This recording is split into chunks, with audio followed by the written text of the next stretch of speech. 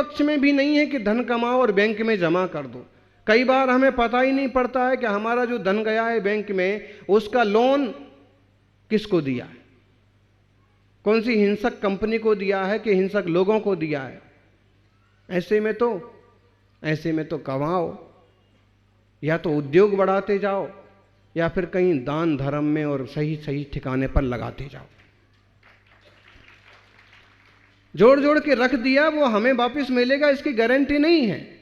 और तुम्हारी ये कल्पना निष्क्रिय जीवन की कल्पना है। आराम से बैठ के खाएंगे, और आराम से बैठ के खाएंगे का मतलब है तुम अपंग हो जाओगे।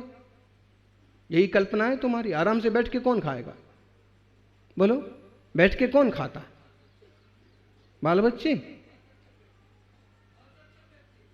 असक्षम व्यक्ति। एक सेठ जी को बहुत लोभ था, बहुत कमाई करने का था। किनको? अरे उनकी तरफ हाथ क्यों करते भाई? कथाओं के पात्र हैं, एक तो राजा रानी, सेठ जी, या फिर हाँ गरीब ब्राह्मण। ये अपनी भारतीय कहानियों के ऐसे पात्र हैं कि जो एक प्रतिनिधित्व करते। उनको बहुत लोभ था। अब तुम नाम पूछने आ जाओ हमारे पास कि नाम भी बताओ कि वो कौन से सेठ जी थे कि हैं कि उनको लोभ है।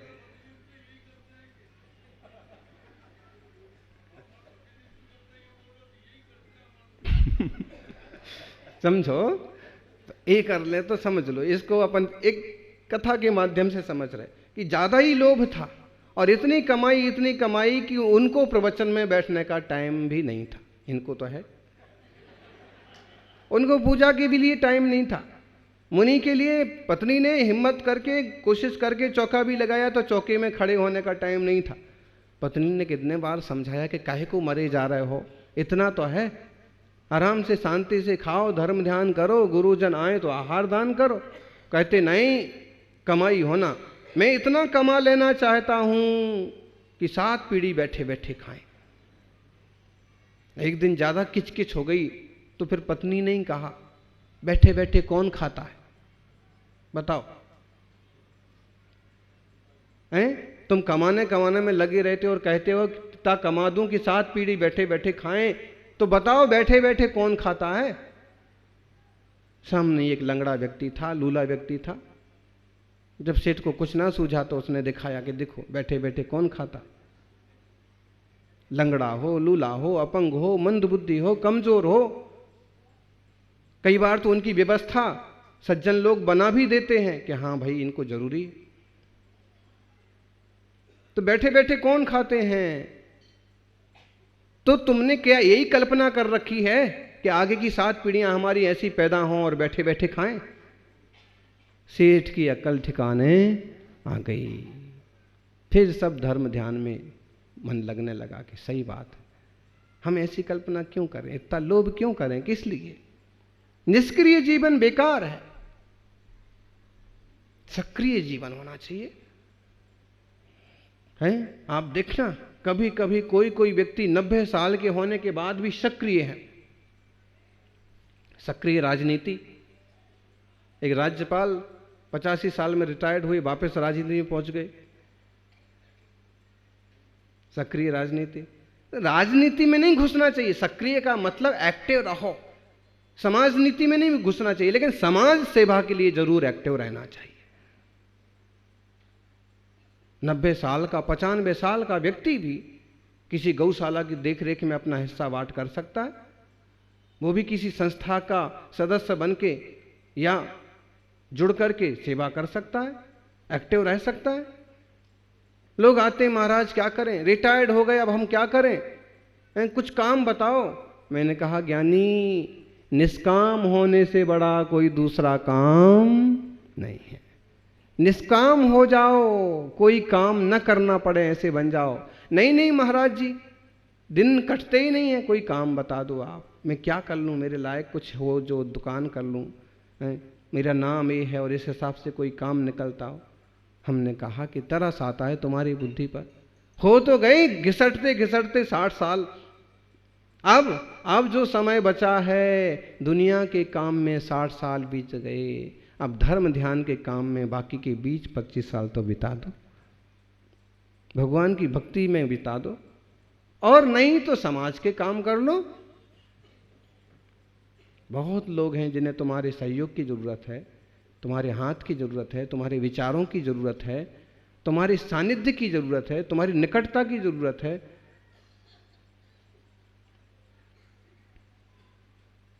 शिक्षक रहे हो, स्कूलों में मुफ्त सेवा देना चालू कर दो, कमजोर बस्तियों में मुफ्त पढ़ाना चालू कर दो। वकील रहे हो, कमजोर लोगों की मुफ्त सलाह देना चालू कर दो। झंझट में पड़े हुए लोगों को रास्ता दिखाना चालू कर दो। हैं? अब कहो दुकानदार रहे हो तो बस निरपेक्ष रूप से घंटे 2 घंटे को अपनी दुकान चलाओ, वो भी इसलिए ताकि लोगों की एक व्यवस्था बैठती रहे। लोभ लालच का गणित ना हो उसमें। मित्रों से जुड़ने के लिए, एक्टिव बने रहने के लिए भले उससे जुड़े रहें, लेकिन उसमें दिमाग खपाने की जरूरत नहीं। निष्क्रिय नहीं होना। देख लो जो निष्क्रिय हो जाते हैं, प्रमाद और निष्क्रिय, कुछ नहीं करना पड़े, हर चीज के लिए नौकर रख दो, हर चीज के लिए।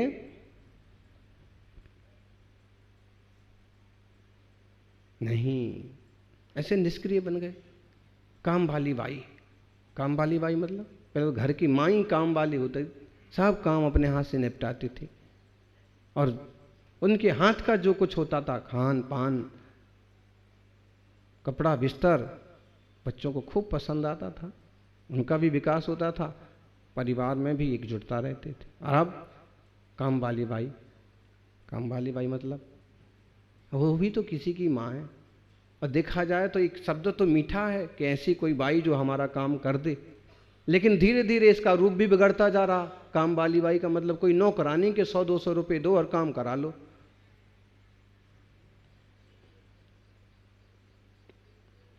एक व्यंग पढ़ा था हमने कि दशहरा सामने आ रहा है, रावण, और मुंबई के एक बड़े अपार्टमेंट में रावण प्रकट हुआ और उसने काम करने वाली बाई का हाथ पकड़ लिया, बिल्कुल वैसे ही जैसे सीता का पकड़ा था अपहरण करते वक्त।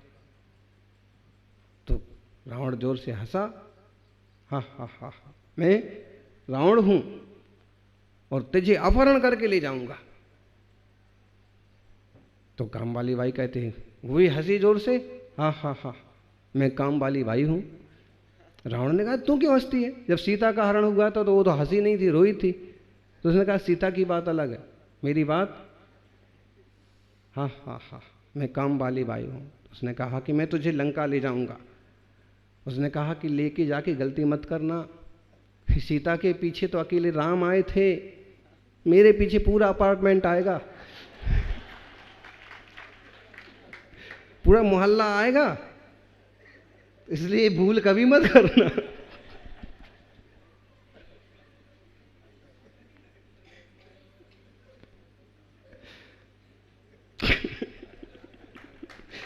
लोग कितने आलसी हो रहे, किस तरह की प्रवृत्ति हो रही, एक कटाक्ष है। अरे थोड़ा सा एक्टिव रहो, सक्रिय रहो। जीवनम निष्क्रियम, निष्क्रिय जीवन नहीं, सुविधा युक्त जीवन। अरे सुविधा युक्त, सुविधा, एक सुविधा होना चाहिए, रोटी कपड़ा और मकान, लेकिन इतने अपंग हो गए, कपड़ा धोना है तो वॉशिंग मशीन और वीडियोकॉन वॉशिंग मशीन, और हवा की पंखा, एसी, और फिर इतनी सुविधाएं, कूलर, और झाड़ू लगाने के लिए कुआ आ गया ना, वो वाइपर, क्या बोलते हैं, देखिए अम्माओं को सब नाम भी याद है, हमको तो पता भी नहीं। कितने सारे साधन साधन साधन, और साधन में जो है ना आदमी अपंग हो गया। और एक बात देखना, अगर आप लोग और संस्कृति के लोग सावधान ना हुए तो एक दिन ऐसा आएगा कि अच्छे खासे आदमी अपंग हो जाएंगे। क्या? पूरा शरीर बॉडी रहते हुए भी आदमी अपंग हो जाएगा। कैसे? इलेक्ट्रिक लाइट का पराधीन हो जाएगा, और कभी लाइट गई ना कोई कारण से, कोई घटना से, कोई दुर्घटना से, तो उसे ये भी पता नहीं रहेगा कि रोटी कैसे बनती है। उसे ये भी पता नहीं रहेगा कि कोई हाथ का हवा करने वाला सिस्टम भी होता है। उसे ये भी पता नहीं रहेगा कपड़े ऐसे भी धोए जाते हैं। और ये हो जाएगा कि वापस जानवर जैसा हाल हो जाएगा। बोलते ना पतन की ओर बढ़ रहे हैं, एक तरह से पतन की ओर ही बढ़ रहा है ये व्यक्ति। लग रहा है कि बहुत तरक्की कर रहे हैं और हम 4G से 5G की तरफ जा रहे हैं, लेकिन 4G से 5G की तरफ जाते जाते और कब 0 की तरफ पहुंच जाओगे।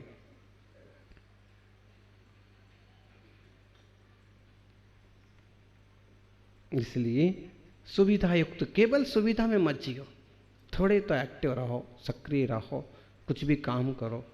हैं? ब्रह्मचारी जी को पूछा कि अभिषेक में क्यों नहीं थे, तो बोले कि नल में पानी नहीं आ रहा था। हमने कहा कि कुआं इतना बड़ा कुआं है, इतनी बड़ी बाल्टी रखी है और आराम से चाहे तो यूं, वो तो ख्याल में नहीं आया। एकदम ताजा घटना है। मतलब है कि अभी केवल 22 साल के युवक को ये ख्याल नहीं आ रहा इतनी जल्दी, तो 10-20 साल बीतने के बाद लोग ना कुआं समझेंगे ना बाल्टी समझेंगे। और पानी नहीं आ रहा होगा ना तो कुआं भरा होगा तो भी नहीं सूझेगा कि इसको पिया भी जा सकता है, इससे नहाया भी जा सकता है।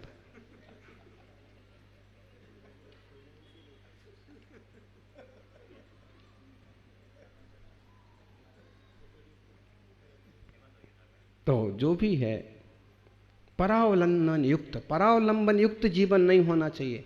जब आदमी आएगा, नौकर आएगा, तब देखेंगे। एक व्यक्ति बार बार कह रहा था, धूप में किसान अपने बच्चे को लेकर उनकी दुकान पर आया था कि थोड़ा सामान भी खरीद लेंगे, और बच्चे को जोर की प्यास लगी तो जाते ही उसने कहा कि सेठ जी पानी मांग रहा बार बार, जल्दी से पहले एक गिलास पानी। उसने कहा कि तुम काम की बात करो, तुम्हें सामान क्या चाहिए वो मैं देता हूँ। नहीं नहीं, पहले मुझे पानी चाहिए। बच्चा उसी के सामने रोने लगा, पप्पा पानी। सेठ ने कहा कि ठहरो, आदमी आने दो। किसान ने फिर कहा पानी। उसने कहा ठहरो जी, आदमी आने दो। घड़ा सामने रखा है, गिलास सामने रखा है, ना खुद उठा के दे रहा, ना ये कह रहा कि तुम उठा लो। उसने कहा देखो बच्चा रो रहा है, एक गिलास पानी दे दो। फिर उसने कहा ठहरो, आदमी आने दो। किसान से रहा नहीं गया, उसने कहा सेठ जी थोड़ी देर के लिए आप ही आदमी बन जाओ। इतना तो समझो कंडीशन क्या है, इतनी पराधीनता कि इतना सा काम है तो भी आदमी आने दो। इतनी सी कहीं गंदगी हो गई ना, उसके लिए भी म्यूनिसिपैलिटी को फोन करेंगे। इतना सा कहीं व्यवधान आ गया, उसके लिए भी। आदमी ऐसा निष्क्रिय जीवन जीने से कोई मतलब नहीं है। सक्रिय हो, कुछ जरूरी चीजें खुद कर लो। प्रधानमंत्री पॉलीथीन बीन सकता है, कदाचित समझ लो एक प्रदर्शन के लिए ही क्यों ना हो, झाड़ू लगा सकता है। तो आप लोगों को, सामान्य लोगों को अपने घर का काम कर लेने में कौन सी तकलीफ है? थोड़ा सा सार्वजनिक काम कर लिया तो क्या बिगड़ गया? एक्टिव रहिए ज्ञानी, संसार के सब काम चलते रहेंगे, लेकिन इतने स्वावलंबी बनो कि हमारी काम, हमारी क्रिया हम कर लेंगे।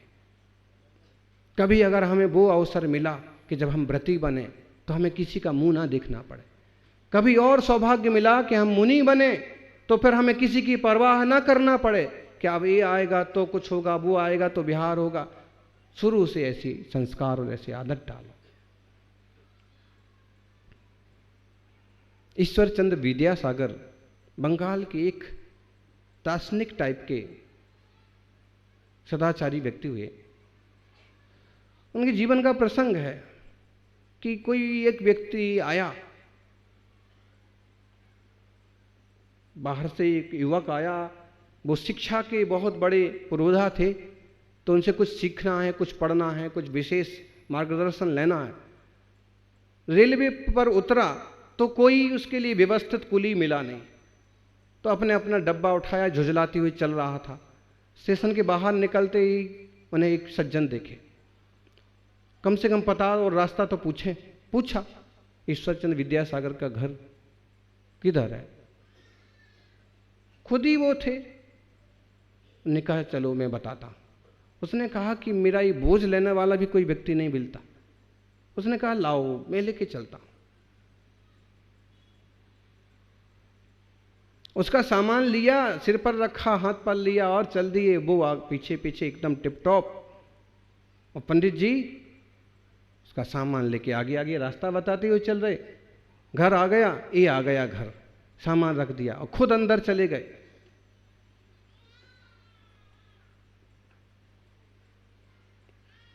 जो धूल धूसरित हो गए थे, हाथ मुंह धो के वापिस बाहर आ गए। उसने कहा कि मुझे ईश्वरचंद्र विद्यासागर जी से मिलना है, बुलाइए, बात करना है। उन्होंने कहा कि काम क्या है मुझे बताओ। उसने कहा कि मुझे आपसे काम नहीं है, उनसे काम है। उन्होंने फिर कहा कि भाई मैं ही हूं, मेरा घर है। देख करके हक्का वक्का रहेगा कि 1 किलोमीटर से और मेरा सामान ढोने वाले और उफ नहीं करने वाले, आपने मेरा सामान उठाया, आप यहाँ तक लाए, मेरे से बहुत बड़ी गलती। उसने कहा कि इसमें क्या हो गया? हर व्यक्ति को स्वावलंबी बनना चाहिए। मुझे क्षमा करो, मैं तुम्हें क्षमा करता हूं, लेकिन जीवन में एक सबसे बड़ी शिक्षा ध्यान रखना, स्वावलंबी बनो। जहां तक बनता है अपना काम खुद करो।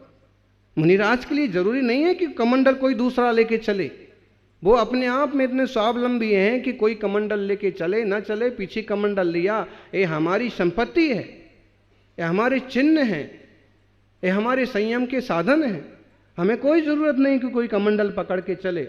लेकिन कोई बहुत आग्रह करने लगता है, भक्ति दिखाता है और एक सुश्रावक टाइप का जीव दिखता है, तो वो भी क्षण भर के लिए दे देते। गुरुदेव तो कई बार कमंडल देते ही नहीं थे। फिर कोई बहुत ज्यादा सेवा वाला भावी व्यक्ति हुआ, व्रती जैसा जीव हुआ, भाई ले कमंडल लेना तो सीख ले।